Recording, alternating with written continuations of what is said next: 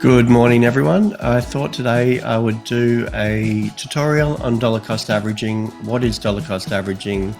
How it works, taking it to the next level using a martingale strategy, increasing volume and order size as we go through it. So we're going to have a look at one of the trades that is currently playing out that I took on the 9th of March on Thursday in terms of a swing trade. And we're going to go through step by step what DCA is, dollar cost averaging, and how we're using it to execute our trades as we go forward. So what we're going to do is start off by understanding what is dollar cost averaging. Now, dollar cost averaging is a technique. The technique is so called because of its potential for reducing the average cost of shares bought.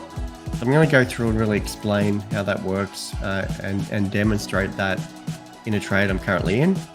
So as a result, DCA can lower the total cost per share of the investment, giving the investor a lower overall cost for the shares purchased over time. So in its simplest form, if you took $1,000 and divided it by 5, you would have $200 times 5. And if you bought $200 of something, as the price went down, you are essentially reducing your average entry price as you move down. Now, what that does is obviously gives you a lower entry price. However, you can take that to the next level with the martingale system, increasing how much you buy and also the volume of that purchase as it goes down. And I'm going to go through and explain that in one of the trades I have running at the moment. And we're going to replay that trade from the beginning, and hopefully within the next 24 hours, we can see that trade play out. The trade I'm talking about is SNX against Bitcoin pairing. So I only trade against Bitcoin as its base currency. This allows for any turmoil, any macro factors not to be impacted due to the Bitcoin pairing on this. So what we're going to do, I'm going to remove some of these layers just so we can clean up this chart a bit. And then we're going to replay this from the beginning of time, from when I took the actual trade. We'll start with a base order. So I'm on the hourly chart here, and I took this order on the 9th of March at roughly 7 a.m. And if I bring up the replay option, go back to where this started, it started here. So this is where I started this particular trade, and that's where I took it. So when we open the trade, and this is essentially putting forward our base order right here at 1205, we're then going to execute based on a DCA martingale strategy, 6 safety orders. And I'm going to go through that in a spreadsheet that I've got here, explaining each order, what it means, and how we're actually executing that when opening the orders. Now, my strategy for this particular trade is based on a base order, which you've seen me open there. Then we've got a safety order at 3%, so deviation from the open, 3%. Then our second safety order, third safety order, fourth safety order, fifth safety order, 6 safety orders. Now, what's happening with general dollar cost averaging, the volume or the amount that I would buy in terms of an amount would be the same. However, we're going to use a martingale system, which I suppose when you look at it is a form of gambling. When you look at the position size increases as you go down in value. So the martingale system is a system investing in which the dollar value of the investment continually increases after losses, or the position size increases with the lowering portfolio size. So the key takeaways on this strategy is a methodology to amplify the chance of recovering from a losing streak, doubling up on losing bets and reducing winning bets by half. And it's essentially a strategy that promotes a loss adverse mentality that tries to improve the odds of breaking even, but also increases the chance of severe and quick losses. So, it's a strategy that I use. It's back tested. It is highly risky. And on that basis, there are many drawbacks to the martingale system. And some of the drawbacks is the amount you spend trading increases rapidly with each successive trade, and we're going to go through that. And obviously, you can lose everything if you run out of money to keep investing. I have a pretty strict structure on how much, make sure that each of the tokens that I invest in or altcoins against the Bitcoin pairing has a significant backtesting to make sure that it's going to weather any storm that comes toward it in a bear market. So what I'll do, we've taken the trade at 1205, and then once we've taken the trade, we're going to turn on all our safety orders. I've marked them out here on the sheet. So you can see here, based on this, our base order is up here at 1205. We're taking our first safety order at 1169, second at 1124, third at 1067, 907, 908, and 798. You can see as we execute and set up each of the safety orders for DCA into this trade that we're increasing the distance between the previous order by a factor of 1.25. Okay, so 1.25 is the distance from here, In addition to that, the volume that we're purchasing is 2 times, a factor of 2. So we're significantly increasing the amount we're investing with each order. For the purposes of this, I might just put a order size of 501, and we'll go through some of these numbers. So we've got our base order. We've got our price deviation from open safety orders of 3%. So when it goes 3% below the base order, we're going to buy again. We're going to buy the same as our first base order, 0.001. And then our second base order, we're going to do a safety volume order scale of 2 and a safety order step scale of 1.25. So you can see how our order size is essentially doubling with each order.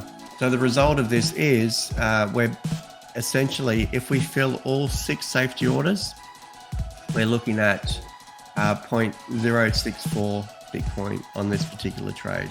So in today's dollars, that's $1,309 we're putting forward on this particular trade if we were to manage and have a full risk and exposure to this particular trade. Now, what happens because we're purchasing a higher volume in each of our order size, that means the deviation in order to return back and take profit is less as we go forward. I'm going to explain that and play it out for you in replaying this chart. So we've taken our base order here. Now, if I was to position our take profit, now our take profit for this particular trade is 8.5%. Always 8.5% of the total volume. If I have a look and mark that on the chart, our take profit based on where we started here is essentially 8.5% above this line, okay? That's our first take profit. Now, as we play out the chart, we hit that first safety order. You can see there straight away, first safety order's hit. Now on that basis, we essentially would be revising our safety order, our take profit order, and bring that down because we've purchased more, but we're still only asking for 8.5% of the total volume. So having a look at the spreadsheet here, we've hit our first safety order. Our price deviation now is 10.18 from where we are. So if we have a look here, it's not going to be, it's going to be not too great. So I'll go 10.18.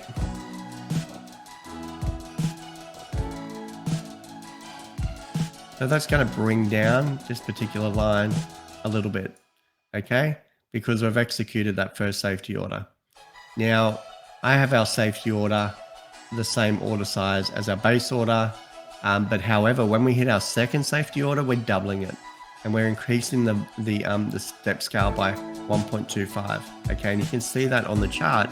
The distance between this line and this line is getting bigger as we go down. So let's continue playing out this particular trade.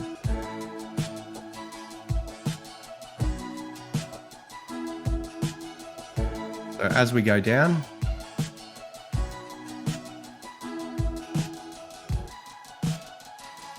you see it's forming. We're going to hopefully hit that second safety trade. come down. Here we go. Okay, we've executed that second safety trade. You can see we've hit here. So we've created another safety order at that particular point, 1124.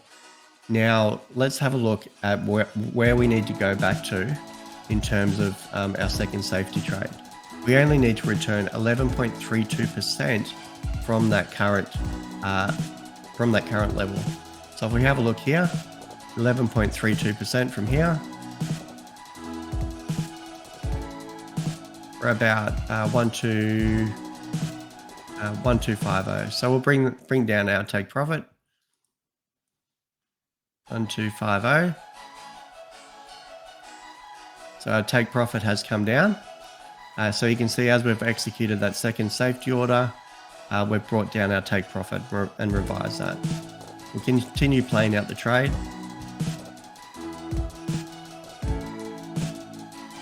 Let's see if we can speed it up a little bit. Here we go. Okay, we hit our third safety order around this point here. So let's have a look at where we need to be. So our third safety order, we only need to be 12.42 from that level. So if we have a look here, we're 12.42. Where are we at? We're at 12.42. We're at essentially 120. So I'll bring down that to 120. There we go.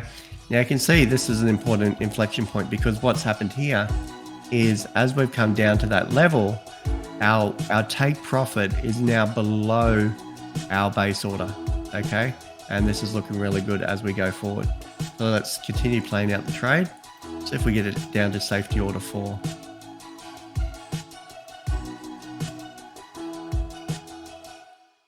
Cool. Okay, we hit safety order 4 here. So if we have a look at our chart, safety order 4, we only need to return 13.69 from the original base where we put there, or we mark there. So let's mark 13.69, round about 1132. So we'll bring down our 1132. So you can see as we go down, because we're adding more volume on this particular item, then we're actually bringing down our take profit. Okay, so that's actually worked. So what we're going to do, we'll continue playing out this trade to see where we're at the moment, at the current date. Here we are. I think we're at the end of the road. So we're back to square, and you can see here that we've tagged safety order 4. We've brought down our take profit to where it is. You know, we've got another 2 safety orders there, safety order 5 and 6.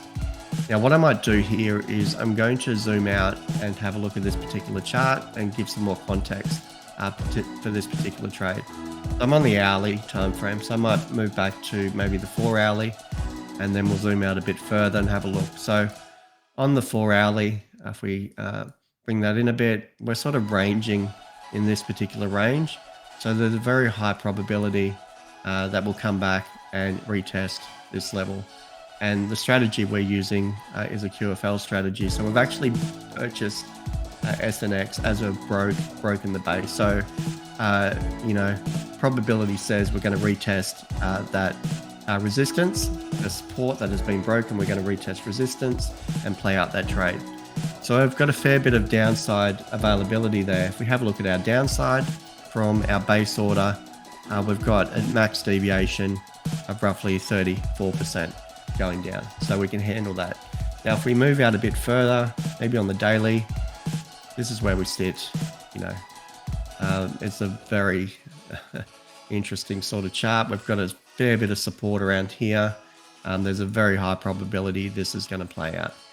Now, I don't just go into trades blindly. I'm looking at making sure that we've got good risk management, and we've actually done significant back testing to make sure we've covered all things. So what I might do is just turn on the back tester and just explain some of the results here that we've got. So we're actually using a QFL strategy. So that essentially means that as we break base or a support level, and it falls at least 3% below that base, we're going to buy as the price goes down. And it requires much conviction to do that. And we're going to swing trade out of this particular item. So having a look at some of the statistics, and this goes back roughly about 100, over 300 days. We've started 42 trades. We've completed 41. We're currently in one. We've got a win of 100%. Our max drawdown is 28.99. And you remember I showed you we had a drawdown amount that we can withstand of 33.78. We have our average, our median bars and deals is roughly around about 2 days. Our mean bars and deals is roughly about a week. Our maximum bars and deals about 1 month, 3 days. Deal 11, that would have been in the middle of last year. So all in all, you can see from a safety audit perspective how many safety orders we fill. So we're down here, we've filled safety order fall. So we're 12.16% of all particular trades has made it to safety order fall. So what I'm going to do is make sure that I'm clearly articulating what we've done here, and I'm going to continue to let this trade play out. And hopefully I'll be able to come back with a bit more information where we can see, okay, what have we done? Where did we exit? And maybe we'll fill safety order 5, maybe we'll fill safety order 6, but we might try and capture the end of this particular trade so we can show our exit. So in summary, that's how a combination of dollar cost averaging and a Martingale system works. What I'm going to do in future tutorials is take you through some of the tools that I use to help automate this process, which makes it very easy and hands-off in terms of a strategy. So with that being said, I would like everyone to please subscribe and like the page, and I'll be back later with an update on this particular trade.